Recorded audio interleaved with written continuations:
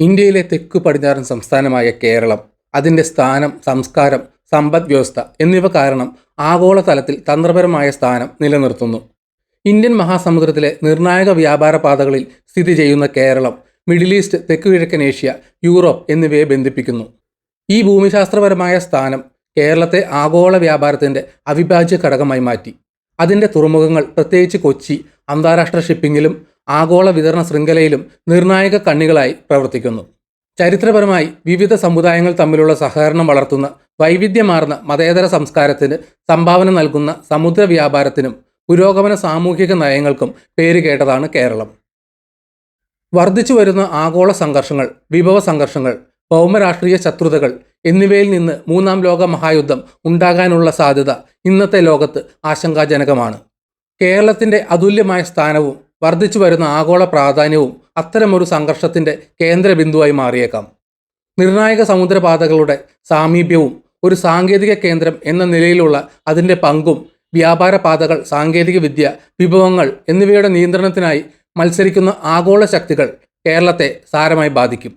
ഭൂമിശാസ്ത്രപരമായി ചെറുതാണെങ്കിലും മൂന്നാം ലോക മഹായുദ്ധത്തിൻ്റെ പശ്ചാത്തലത്തിൽ കേരളത്തിൻ്റെ തന്ത്രപരമായ മൂല്യം അതിനെ ഒരു പ്രധാന കേന്ദ്രമാക്കി മാറ്റുന്നു. വർഷങ്ങളായി പ്രാദേശിക തർക്കങ്ങൾ, വിഭവ മത്സരം, സങ്കീർണമായ സഖ്യങ്ങൾ എന്നിവ കാരണം ദക്ഷിണേഷ്യയിൽ പിരിമുറുക്കങ്ങൾ ഉടലെടുക്കുന്നു. ഒരു പ്രധാന പ്രാദേശിക ശക്തി എന്ന നിലയിൽ ഇന്ത്യ ഈ മേഖലയുടെ ഭൗമരാഷ്ട്രീയ ചലനാത്മകത രൂപപ്പെടുത്തുന്നതിൽ സജീവമായി ഏർപ്പെട്ടിട്ടുണ്ട്. ബ്രിക്സ്, ക്വാഡ് തുടങ്ങിയ സ്വാധീന ശക്തിയുള്ള ഗ്രൂപ്പുകളിലൂടെ ചൈനയുടെ വളർന്നുവരുന്ന ശക്തിയുടെ എതിരാളിയായി ഇന്ത്യ സ്വയം നിലയുറപ്പിച്ചിട്ടുണ്ട്. ഇന്ത്യയുടെ തെക്കേ അറ്റത്തുള്ള സംസ്ഥാനം എന്ന നിലയിൽ കേരളം ഈ ഭൗമരാഷ്ട്രീയ തന്ത്രങ്ങളിൽ വിലപ്പെട്ട സ്വത്തായി മാറുന്നു. അറബിക്കടലിനടുത്തുള്ള സംസ്ഥാനത്തിൻ്റെ തന്ത്രപ്രധാനമായ സ്ഥാനവും പ്രധാന ഷിപ്പിംഗ് റൂട്ടുകളിലെ അതിൻ്റെ സ്വാധീനവും ആഗോളതലത്തിൽ അതിൻ്റെ പ്രാധാന്യം വർദ്ധിപ്പിക്കുന്നു. മൂന്നാം ലോക മഹായുദ്ധം പൊട്ടിപ്പുറപ്പെടുന്നത് വിവിധ സ്രോതസ്സുകളിൽ നിന്ന് ഉണ്ടായേക്കാം. കേരളത്തിൻ്റെ ഭൂമിശാസ്ത്രപരമായ പ്രാധാന്യം സംഘർഷത്തിൻ്റെ പ്രഭവ കേന്ദ്രമാകാനുള്ള സാധ്യത വർദ്ധിപ്പിക്കുകയേ ഉള്ളൂ. ആഗോള സംഘർഷങ്ങൾ വർദ്ധിക്കുമ്പോൾ സമുദ്രപാതകളെക്കുറിച്ചുള്ള മത്സരം, പ്രത്യേകിച്ച് മലാക്ക കടലിടുക്ക് അല്ലെങ്കിൽ ഏദൻ ഉൾക്കടൽ എന്നിവ കൂടുതൽ പ്രകടമാകും. അന്താരാഷ്ട്ര വ്യാപാരത്തിനും ഊർജ്ജ വിതരണത്തിനും ഈ സുപ്രധാന കടൽ പാതകളുടെ നിയന്ത്രണം നിർണായകമാണ്. അത്തരം ചെക്ക് പോയിന്റുകളുമായുള്ള കേരളത്തിൻ്റെ സാമീപ്യം ആഗോള ശക്തി സംഘർഷങ്ങളിൽ നിർണായക പങ്കുവഹിക്കുന്നു. കൂടാതെ കടൽ തീരത്തെ എണ്ണശേഖരം അല്ലെങ്കിൽ അറബിക്കടലിലെ കടലിനടിയിലെ ധാതുക്കൾ പോലുള്ള ഊർജ്ജ സ്രോതസ്സുകളെക്കുറിച്ചുള്ള തർക്കങ്ങൾ കൂടുതൽ പിരിമുറുക്കങ്ങൾക്ക് കാരണമാകും. ഈ ഭൗമരാഷ്ട്രീയ തർക്കങ്ങൾക്ക് പുറമെ കേരളത്തിൻ്റെ അതിവേഗം വളരുന്ന സാങ്കേതിക മേഖല സൈബർ ആക്രമണങ്ങളുടെയും ചാരപ്രവർത്തനങ്ങളുടെയും പ്രധാന ലക്ഷ്യമായി മാറിയേക്കാം. വൈദഗ്ധ്യമുള്ള തൊഴിൽ ശക്തിയും വളർന്നുവരുന്ന IT അടിസ്ഥാന സൗകര്യങ്ങളും ഉള്ളതിനാൽ സൈബർ യുദ്ധത്തിൻ്റെ കേന്ദ്രത്തിൽ സ്വയം കണ്ടെത്താനും സംഘർഷം ശക്തമാക്കാനും കേരളത്തിന് കഴിയും. പ്രാദേശിക തർക്കങ്ങളിൽ US, ചൈന തുടങ്ങിയ ആഗോള വൻ ശക്തികളുടെ ഇടപെടൽ അപകട സാധ്യത വർദ്ധിപ്പിക്കും. പാകിസ്ഥാനെപ്പോലുള്ള രാജ്യങ്ങൾ എതിർ ശക്തികളുമായി സഖ്യമുണ്ടാക്കാൻ സാധ്യതയുണ്ട്. ഇത് കേരളത്തെ കൂടുതൽ വിശാലമായ സംഘർഷത്തിലേക്ക് നയിക്കുന്നു. മൂന്നാം ലോക മഹായുദ്ധം ആരംഭിക്കുമ്പോൾ കേരളത്തിൻ്റെ തന്ത്രപ്രധാനമായ പ്രാധാന്യം ഗണ്യമായി വർദ്ധിക്കും. അതിൻ്റെ തുറമുഖങ്ങളായ കൊച്ചിയും വിഴിഞ്ഞവും ആഗോള ഷിപ്പിംഗ് ശൃംഖലകൾക്ക് പ്രധാനമാണ്. കൊച്ചിയുടെ സ്ഥാപിതമായ അടിസ്ഥാന സൗകര്യങ്ങളും അന്താരാഷ്ട്ര വിപണികളുമായുള്ള കണക്ടിവിറ്റിയും ഏത് സംഘർഷത്തിലും അതിനെ ഒരു പ്രധാന ലക്ഷ്യമാക്കുന്നു. വികസനത്തിലിരിക്കുന്ന വിഴിഞ്ഞം തുറമുഖം ഒരു പ്രധാന സമുദ്ര കേന്ദ്രമായി മാറാൻ ഒരുങ്ങുകയാണ്. ഇത് മറ്റൊരു നിർണായക സ്വത്തായി മാറുന്നു. അന്താരാഷ്ട്ര ശക്തികൾ നിർണായക ഷിപ്പിംഗ് പാതകളിലും ഊർജ്ജ സ്രോതസ്സുകളിലും നിയന്ത്രണം തേടുന്നതിനാൽ കേരളത്തിലെ തുറമുഖങ്ങൾ യുദ്ധക്കളമായി മാറിയേക്കാം. സംസ്ഥാനത്തിൻ്റെ തീരപ്രദേശം നാവിക വ്യോമ പ്രവർത്തനങ്ങളുടെ സ്വാഭാവിക ലക്ഷ്യമാക്കി മാറ്റുകയും ഇത് പ്രാദേശിക സംഘർഷത്തിന് സങ്കീർണത നൽകുകയും ചെയ്യുന്നു. മാത്രമല്ല, ഉയർന്ന സാക്ഷരതാ നിരക്കും വിദ്യാസമ്പന്നരായ തൊഴിൽ ശക്തിയും പിന്തുണയ്ക്കുന്ന കേരളത്തിലെ IT മേഖല സൈബർ യുദ്ധത്തിൻ്റെ ആധുനിക കാലഘട്ടത്തിൽ അതിനെ ഒരു മൂല്യവത്തായ സ്വത്തായി കണക്കാക്കുന്നു.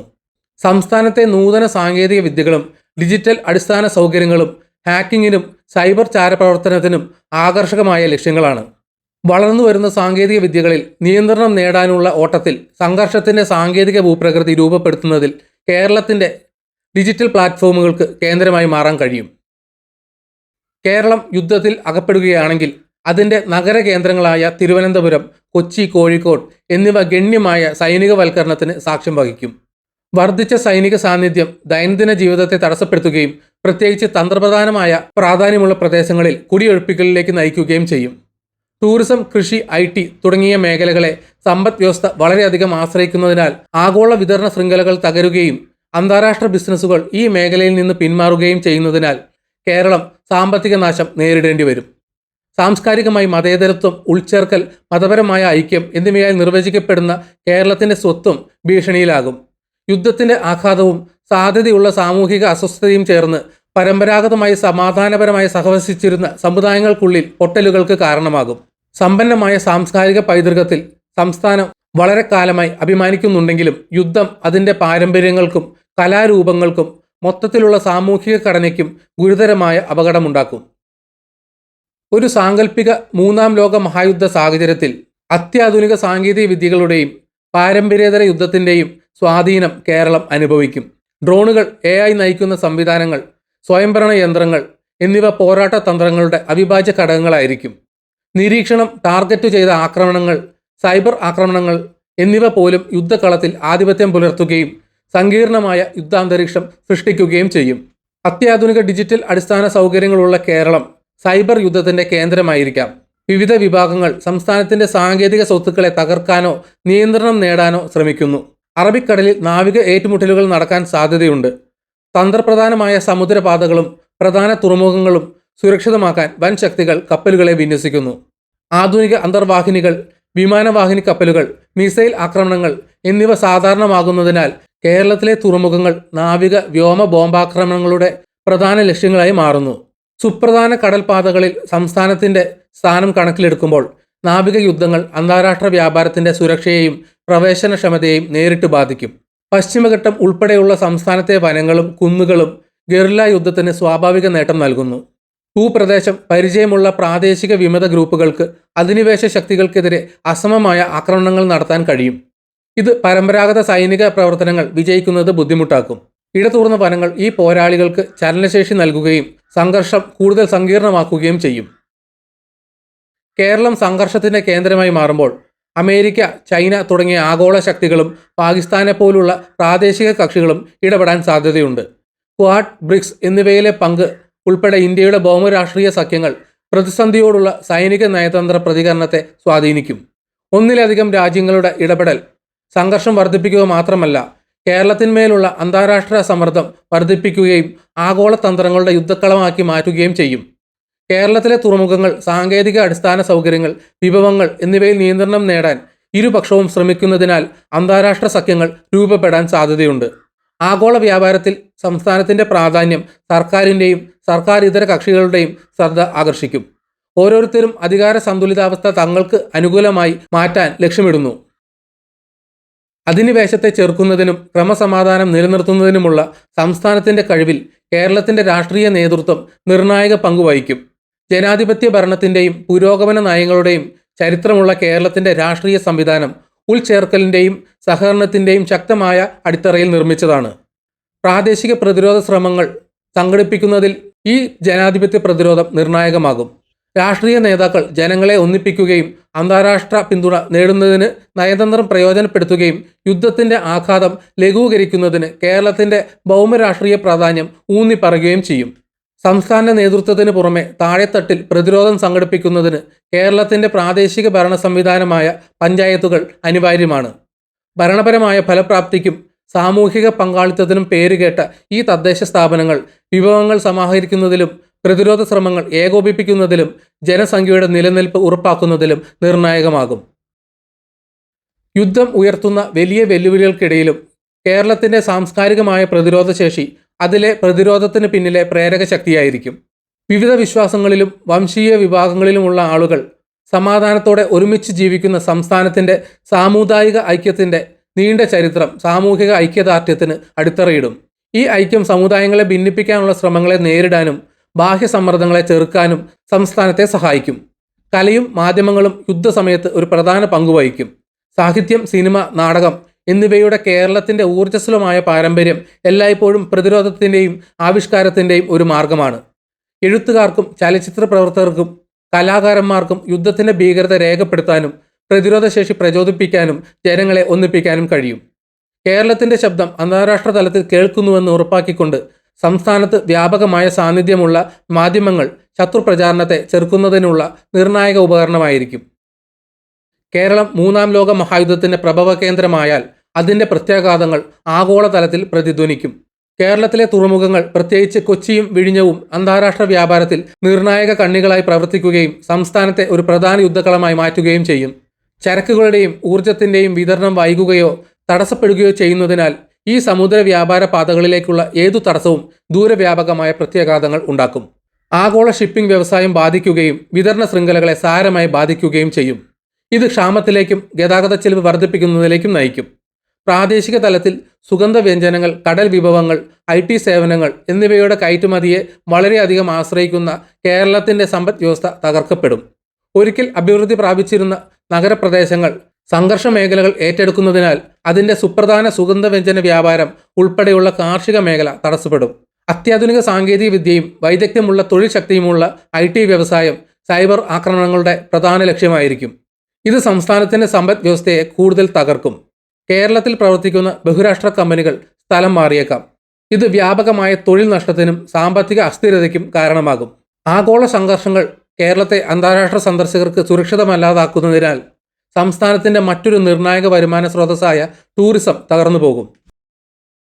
കേരളത്തിലെ യുദ്ധത്തിന്റെ പാരിസ്ഥിതിക ആഘാതം വിനാശകരമായിരിക്കും. കായലുകൾ, തണ്ണീർത്തടങ്ങൾ, കണ്ടൽക്കാടുകൾ എന്നിവയുൾപ്പെടെ സംസ്ഥാനത്തിന്റെ വൈവിധ്യമാർന്ന ആവാസ വ്യവസ്ഥകൾ സൈനിക പ്രവർത്തനങ്ങളുടെ ആഘാതം വഹിക്കും. ഈ ദുർബലമായ ആവാസ വ്യവസ്ഥയുടെ നാശം പ്രാദേശിക വന്യജീവികളെ ദോഷകരമായി ബാധിക്കുകയും വംശനാശ ഭീഷണി നേരിടുന്ന ജീവജാലങ്ങളെ അപകടത്തിലാക്കുകയും കടലുകളെയും നദികളെയും ആശ്രയിക്കുന്ന ആയിരക്കണക്കിന് മത്സ്യത്തൊഴിലാളികളുടെ ഉപജീവന മാർഗത്തെ തടസ്സപ്പെടുത്തുകയും ചെയ്യും.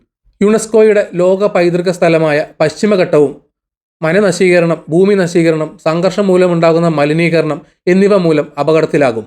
കൃഷിയെ, പ്രത്യേകിച്ച് കേരളത്തിലെ പ്രശസ്തമായ തേയില, റബ്ബർ, നാളികേരത്തോട്ടങ്ങളെ സാരമായി ബാധിക്കും. ബോംബ് ആക്രമണങ്ങളും രാസയുദ്ധങ്ങളും ഭൂമിയെ നശിപ്പിക്കുകയും അത് കൃഷിക്ക് അനുയോജ്യമല്ലാതാക്കുകയും ചെയ്യും.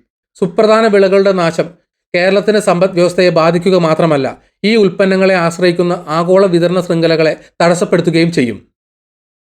മൂന്നാം ലോക മഹായുദ്ധം അവസാനിച്ചു കഴിഞ്ഞാൽ ഭൗമരാഷ്ട്രീയ ഭൂപ്രകൃതി ഒരു വലിയ പുനഃസംഘടനയ്ക്ക് വിധേയമാകും. ആഗോള ശക്തികൾ ചർച്ച ചെയ്ത സമാധാന ഉടമ്പടികൾ വെടിനിർത്തലിലേക്കും പ്രാദേശിക വിട്ടുവീഴ്ചകളിലേക്കും നയിച്ചേക്കാം. ഈ കരാറുകളിൽ കേരളത്തിന് ചുറ്റുമുള്ള സൈനികവൽക്കരിക്കപ്പെട്ട മേഖലകൾ ഉൾപ്പെട്ടേക്കാം. ഇത് വ്യാപാര പാതകൾ വീണ്ടും തുറക്കാനും ശത്രുത കുറയ്ക്കാനും അനുവദിക്കുന്നു. അന്താരാഷ്ട്ര സമൂഹത്തെ പുനർനിർമ്മിക്കുന്നതിൽ കേരളം ഒരു പ്രധാന പങ്ക് വഹിക്കുന്ന ഒരു പുതിയ ആഗോള ക്രമത്തിന്റെ ആവിർഭാവം യുദ്ധാനന്തര ലോകത്തിന് കാണാൻ കഴിയും. കേരളത്തെ പുനർനിർമ്മിക്കുന്ന പ്രക്രിയ വളരെ വലുതായിരിക്കും. യുദ്ധം അതിന്റെ പശ്ചാത്തലത്തിൽ വ്യാപകമായ നാശം വിതയ്ക്കുകയും സംസ്ഥാനത്തിന്റെ അടിസ്ഥാന സൗകര്യങ്ങൾ, സമ്പദ് വ്യവസ്ഥ, സാംസ്കാരിക പൈതൃകം എന്നിവയ്ക്ക് ഗണ്യമായ നാശനഷ്ടം ഉണ്ടാക്കുകയും ചെയ്യും. റോഡുകൾ, ആശുപത്രികൾ, സ്കൂളുകൾ, വൈദ്യുതി ലൈനുകൾ തുടങ്ങിയ അവശ്യ അടിസ്ഥാന സൗകര്യങ്ങൾ പുനർനിർമ്മിക്കുന്നത് യുദ്ധാനന്തര മുൻഗണനകളിൽ ഉൾപ്പെടും. ദശലക്ഷക്കണക്കിന് ആളുകൾക്ക് നാട്ടിലേക്ക് മടങ്ങാനോ പുതിയ ഉപജീവന മാർഗം കണ്ടെത്താനോ ഉള്ളതിനാൽ കുടിയൊഴിക്കപ്പെട്ടവരുടെ പുനരധിവാസവും ഒരു പ്രധാന വെല്ലുവിളിയാകും. കാർഷികം, IT, ടൂറിസം തുടങ്ങിയ പ്രധാന വ്യവസായങ്ങളെ പുനരുജ്ജീവിപ്പിക്കുന്നതിനെ ആശ്രയിച്ചിരിക്കും സാമ്പത്തിക വീണ്ടെടുക്കൽ. സമ്പദ് വ്യവസ്ഥയുടെ പുനർനിർമ്മാണത്തിന് കേരളത്തിന് അന്താരാഷ്ട്ര സഹായവും പങ്കാളിത്തവും ആവശ്യമായി വന്നേക്കാം. സാമ്പത്തിക വീണ്ടെടുക്കൽ ആരംഭിക്കാൻ സഹായിക്കുന്ന പണമയക്കലും നിക്ഷേപങ്ങളും ഉപയോഗിച്ച് സംസ്ഥാനത്തെ പ്രവാസികൾക്ക് ഈ പ്രക്രിയയിൽ പ്രധാന പങ്ക് വഹിക്കാൻ കഴിയും. കേരളത്തിന്റെ പ്രതിരോധ ശേഷിയിൽ നിന്ന് പഠിച്ച ആഗോള പാഠങ്ങൾ സമാധാന നിർമ്മാണത്തിലെ ഭാവി ശ്രമങ്ങളെ രൂപപ്പെടുത്തും. നാശത്തിൽ നിന്ന് കരകയറാനുള്ള കേരളത്തിന്റെ കഴിവ് മറ്റ് സംഘർഷ മേഖലകൾക്ക് പ്രതീക്ഷ നൽകും. യുദ്ധമുണ്ടായാൽ പോലും സമൂഹങ്ങൾക്ക് പുനർനിർമ്മിക്കാനും കൂടുതൽ ശക്തരായി ഉയർന്നു വരാനുമാകും.